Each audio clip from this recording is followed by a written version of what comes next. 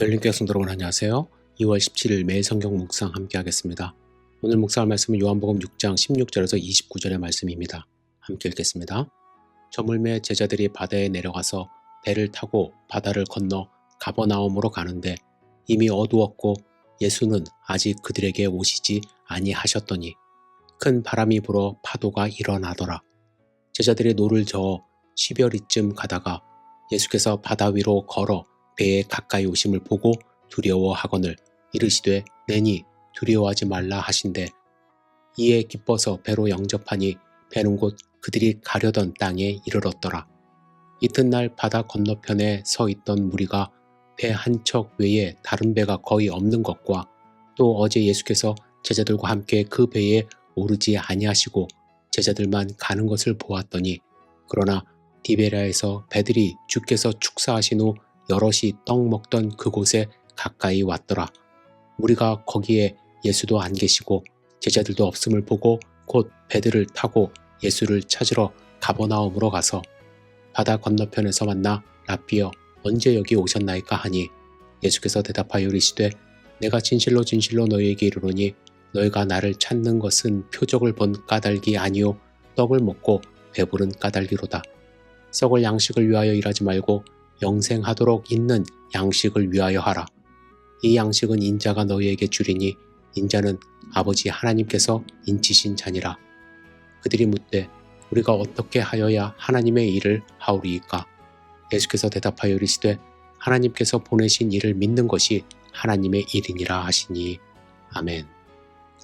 오늘 본문은 5번째 표적과 그 뒤에 일어난 일들을 말씀합니다. 오병이어의 표적이 5번째 표적인데 이를 행하신 후 군중을 피하여 예수님은 홀로 산에 오르셨고 제자들은 배를 타고 다시 갈릴리로 돌아갔습니다. 그때 큰 바람이 불고 파도가 일어났습니다.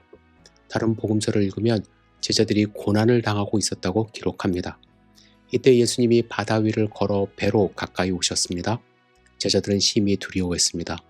예수님은 그들에게 내니 두려워하지 말라 하시고 배를 타실 때에 곧 그들이 가려던 땅에 이르렀다고 기록하고 있습니다.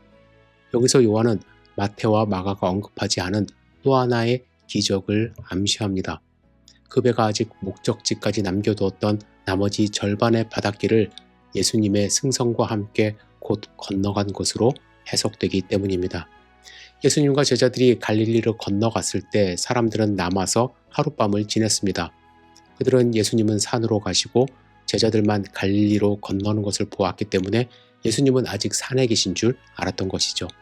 그러나 다음날 예수님도 안 계신 것을 발견하고 예수님을 찾으러 가버나움으로 가서 예수님을 만나 라삐여 언제 여기 오셨나이까 묻는 장면이 나옵니다. 예수님은 그들을 보시고 그들이 예수님을 따라온 이유를 하셨어요.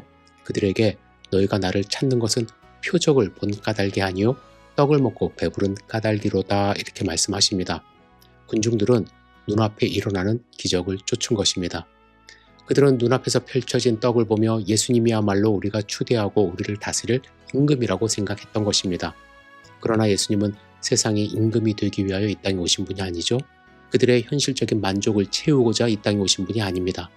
예수님은 그래서 27절에 그들에게 썩을 양식을 위하여 일하지 말고 영생하도록 있는 양식을 위하여 하라고 말씀하십니다. 눈앞에 펼쳐지는 떡을 위해 예수님을 쫓지 말고 영원한 생명을 얻을 수 있도록 노력하라 하신 것입니다. 예수님이 말씀하시는 이 양식은 무엇입니까? 이 양식은 하나님의 인치신 인자, 즉 예수님이 주시는 것입니다. 사람들이 또한 묻습니다. 우리가 어떻게 하여야 하나님의 일을 하오리이까? 사람들은 습관적으로 영생을 얻는 양식을 위해 일을 하는 것을 생각합니다. 그러나 예수님은 하나님께서 보내신 일을 믿는 것이 그 일이다라고 단호하게 말씀합니다. 테니라는 신학자는 이렇게 말합니다. 질문을 하는 유대인들에게는 영생을 얻는 비결이 하나님을 기쁘시게 해드릴 만한 일을 행할 수 있는 바른 공식을 찾아내는 것이었다. 예수님은 그들 생각의 방향을 행함의 공식이 아닌 당신을 믿음으로 얻을 수 있는 하나님의 선물로 돌려놓으셨다.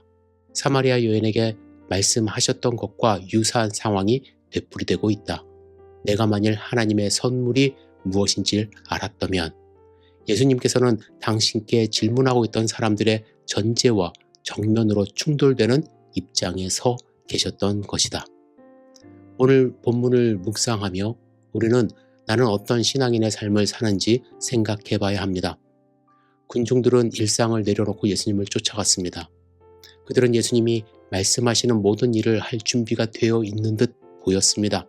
어떤 일을 해서든 예수님의 표적을 보며 예수님이 주는 이익을 얻고자 예수님을 따라다녔습니다. 그들이 배가 고팠던 것 잘못이 아닙니다. 예수님을 찾는 것 잘못이 아닙니다. 그러나 자신들의 목적을 이루기 위해서 예수님이 자신들을 위해 일해 주기를 원하는 수준의 신앙생활을 하는 것은 문제가 있습니다. 언제든 그 목적을 이루지 못할 것으로 생각되면 십자가에 못 박으라고 외쳤던 군중으로 돌변할 수 있기 때문이죠. 우리는 어떤지요? 예수님을 믿는 믿음으로 영원한 생명의 떡을 소유했는지요? 예수님을 믿고 따르는 것은 떡을 당장 얻을 수 있는 일은 아닐 수 있습니다. 오히려 그 떡도 내려놓고 십자가를 지고 예수님을 따라가는 삶이어야 할 것입니다. 과연 우리는 그런 삶을 살고 있는지 스스로 돌아보는 시간이 있기를 주님의 이름으로 축복합니다. 기도하겠습니다. 좋으신 아버지 하나님, 우리의 삶을 지키고 보호하여 주시옵소서. 예수님의 뜻을 이루는 하나님의 뜻을 따라가는 소중한 삶 살 수 있도록 인도하여 주시옵소서. 어떤 유혹에도 흔들리지 않는 하루 될 수 있도록 인도하여 주시옵소서. 예수님의 이름으로 기도드렸사옵나이다. 아멘.